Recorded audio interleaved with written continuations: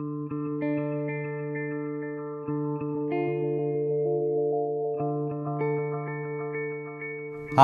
my name is Dennis Brager.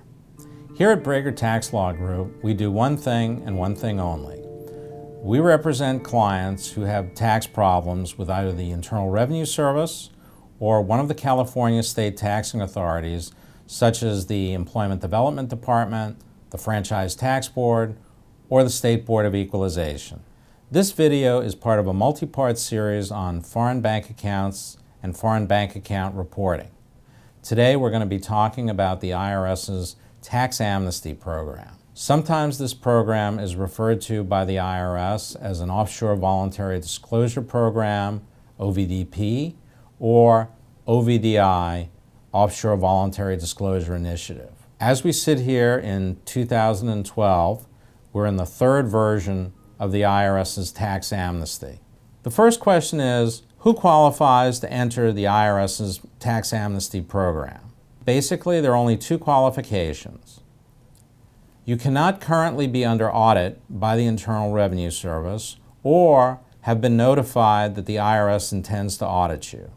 If either of these two things apply, then you will not be allowed to enter the tax amnesty program. Furthermore, if the IRS has received information regarding your foreign bank accounts, you will not be eligible to participate in the tax amnesty. Assuming that you can participate, there's a series of penalties that will apply. First of all, you're going to have to file amended tax returns for the previous 8 years.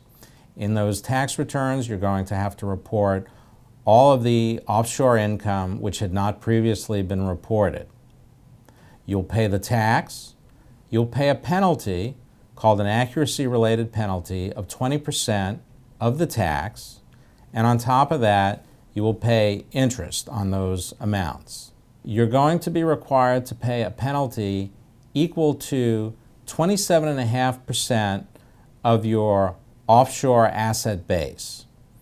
So let me give you an example. If the balance in your account fluctuated over the last 8 years between $50,000 and $5 million, you will pay a penalty of 27.5% of $5 million. In addition, if you have other offshore assets, for example, let's assume you own real estate, and that real estate generates income. If you didn't report that income on your tax return, you'll be required to include the value of the real estate in the penalty base for the purpose of calculating the 27.5% penalty. Let's assume that you had an apartment in Paris. It was worth $1 million, and you rented it out during the year, but you failed to report that rental income on your tax return.